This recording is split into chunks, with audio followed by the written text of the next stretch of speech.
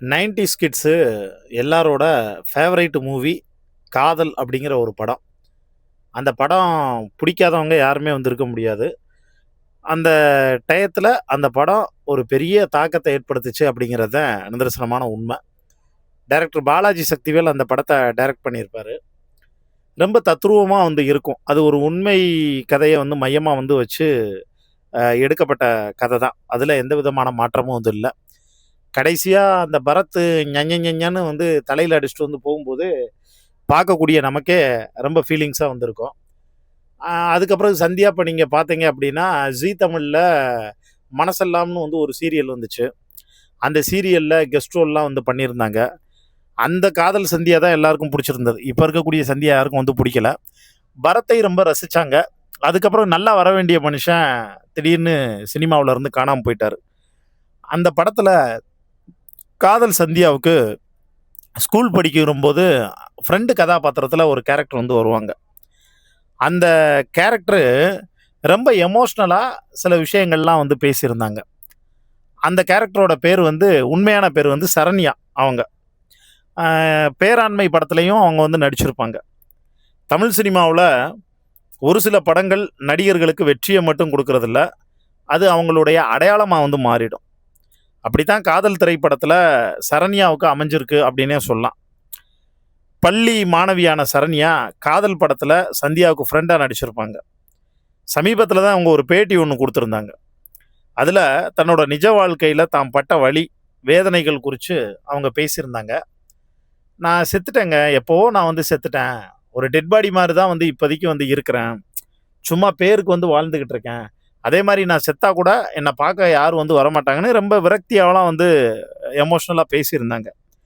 அப்போ அவங்க சொல்லும்போது சொல்ல ஆரம்பித்த விஷயங்கள் என்னென்னா, ஆரம்பத்தில் தன்னோட சோஷியல் மீடியா பக்கத்தில் சந்தோஷமாக சிரிச்சுக்கிட்டு இருக்கக்கூடிய ஃபோட்டோக்களை போஸ்ட்டாக வந்து போட்டுக்கிட்டு இருக்கீங்களே, ஆனால் ஏன் உங்களுக்குள்ளே இவ்வளோ சோகம் அப்படின்னு வந்து கேட்டப்ப அவங்க வந்து குழந்தை பருவத்தில் நடந்த சில இன்சிடெண்ட்லாம் சொன்னாங்க. அப்போ சின்ன வயசில் என்னோடய அப்பா இறந்துட்டாங்க, எனக்கு சின்ன வயசாக இருக்கும்போதே. அதுக்கப்புறம் 19 வயசு இருக்கும்போது என்னோடய அம்மா இன்னொரு கல்யாணம் பண்ணிட்டு வந்து போயிட்டாங்க. நான் மட்டும் தனியாக தான் வந்திருந்தேன். அப்புறம் நான் ரொம்ப கஷ்டப்பட்டேன். என்னை யாருமே கண்டுக்கலை, என்னை கேர் பண்ணிக்கிறதுக்கு யாருமே இல்லை, தண்ணி தொளிச்சு விட்டது மாதிரி வந்து ஆயிட்டேன். 19 வயசு, வாழ்க்கையை தனியாக எதிர்கொள்ள வேண்டிய வயசே வந்து கிடையாதுங்க. அந்த வயசில் ஒரு குழந்தைக்கு அம்மாவோட அரவணைப்பும் அப்பாவோட பாதுகாப்பும் தேவைப்படும். ஆனால் எது எனக்கு கிடைக்க வேணுமோ அது எனக்கு கிடைக்க வேண்டிய நேரத்தில் கிடைக்காம வந்து போயிடுச்சு. அது எல்லாமே இல்லாமல் நான் ரொம்ப ரொம்ப கஷ்டப்பட்டேன். அப்பாவும் இருந்தும் அம்மாவும் இருந்தும் நான் வந்து அனாதை மாதிரி வந்து இருந்துட்டேங்க. அம்மா வேற ஒரு வாழ்க்கைக்குள்ளே போயிட்டதுக்கப்புறமா அவங்கள நான் தொந்தரவு செய்யக்கூடாது அப்படின்னு நான் ரொம்ப தெளிவாகவும் உறுதியாகவும் வந்து இருந்தேன். அம்மாவை சமாதானப்படுத்தி மீண்டும் அவங்களோட சேர்ந்து வாழன்னு ட்ரை பண்ணேன் எவ்வளவோ, அம்மா கூட வந்து இருக்கணும் அப்படின்னு. ஆனால் அம்மா வந்து அதுக்கு வந்து ஒத்துக்கலை. அம்மாவுடைய வீட்டுக்காரரும் அதுக்கு வந்து ஒத்துக்கலை. அது எதுவுமே பலன் கொடுக்கல. என்னோடய அம்மாவை கன்வின்ஸ் பண்ணி பார்த்ததும் நடக்காதனால அதுக்கப்புறம் இதுதான் என் வாழ்க்கை, இனிமேல் இப்படித்தான் வந்து இருக்கணும்னு என் லைஃப்பை நான் தனியாக வாழ தொடங்கிட்டேன். எனக்கு அம்மாவோட இருக்கணும்லாம் வந்து ஆசை இருக்குங்க, ஆனால் அதுதான் நடக்கலையே, வேறு என்ன பண்ணுறது. இப்போவும் சில நேரங்களில் எனக்கு நம்ம செத்து போயிட்டா கூட அந்த இறப்பை நம்ம செத்துட்டோம்னு வெளியில் சொல்கிறது கூட யாரும் இல்லையே அப்படின்னு ஒரு வருத்தமும் வலியும் இருக்கத்தான் செய்யுது. தனியாக இருக்கிறப்ப மனசு ரொம்ப குழப்பமடையும். உடஞ்சி அழுதுருக்கேன் அப்படின்னு கண்ணீரை அடக்கிக்கிட்டு சிரித்தபடியே வந்து பேசினாங்க. அந்த வீடியோ இப்போ சோஷியல் மீடியா முழுக்க வைரல் ஆகிட்டு இருக்கு. 2004 வெளியான படம் தான் காதல். சரண்யாவோட வாழ்க்கையே வந்து மாத்துச்சு அப்படின்னே சொல்லலாம்.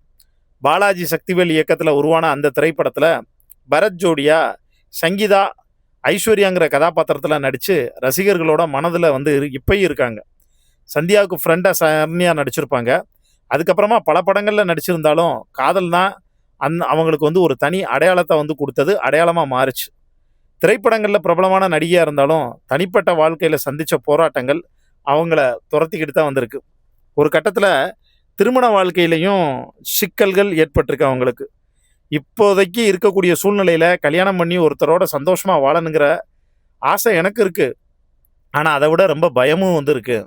எல்லார் வாழ்க்கையிலையும் எல்லாத்தையும் கடந்துட்டோம் அப்படின்னு நினைக்கிற நேரத்தில் சில பழைய காயங்கள் தனிமையில் நம்ம மீண்டும் தொந்தரவு செய்யும். அந்த மாதிரியான சூழ்நிலை தான் சரண்யாவுக்கு இப்போ வந்திருக்கு. அதோட மட்டும் இல்லாமல் ஒரு மனுஷனோட வாழ்க்கையில் மிகப்பெரிய பயம் மரணம் கிடையாது. தன்னை பற்றி கவலைப்படுறதுக்கு யாருமே இல்லாமல் போயிடுவாங்களோங்கிற பயம்தான். அந்த நிலையில தான் இப்போ நானும் வந்து இருக்கேன் அப்படின்னு ரொம்ப விரக்தியோடு வந்து பேசியிருந்தாங்க. ஆண்டவன் நல்ல மனுஷங்களுக்கு ஏன் அப்படி தொடர்ந்து சோதனை மேலே சோதனை கொடுக்குறான் அப்படின்னு அதை நினச்சி நமக்கு வருத்தம் தாங்க வந்து பட தோணுது. இதை பற்றி உங்களுக்கு தோணக்கூடிய கருத்துக்களை மறக்காமல் கீழே இருக்கக்கூடிய கமெண்ட் பாக்ஸில் மென்ஷன் பண்ணுங்கள்.